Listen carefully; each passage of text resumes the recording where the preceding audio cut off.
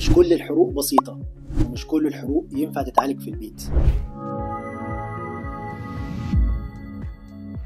في حروق لازم تتطلب الذهاب فورا للمستشفى أو لمركز حروق متخصص. الحرق الوحيد اللي ينفع يتعالج في البيت هو الحروق من الدرجة الأولى، مجرد كريمات موضعية أو دهانات وضمادات طبية، والحرق بيزول أثره في خلال يومين أو 3.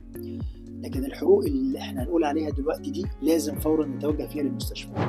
لو كان عندنا حروق من الدرجة الثانية أو حروق من الدرجة الثالثة، الحروق الكهربية نتيجة التعرض لماس كهربائي، الحروق الكيميائية نتيجة حد لا قدر الله اتعرض لمواد كيميائية زي الأحماض أو القلويات، أو حد مثلا اتكب عليه بطاس أو مية نار، الحروق الاستنشاقية نتيجة التعرض لغازات سامة مثل غاز أول أكسيد الكربون، الحروق اللي بتحصل في الأطفال أو في الأشخاص الكبار. الناس دول بيبقى مناعتهم ضعيفة وبيبقى صعب إن أنت تتحكم وتسيطر عليهم.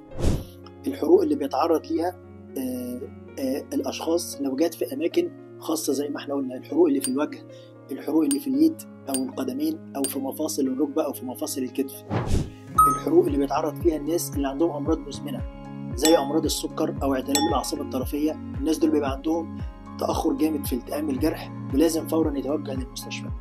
كل الكاتيجوريز دي لازم تتوجه للمستشفى، ما ينفعش إن احنا الحرق نعالجه في البيت.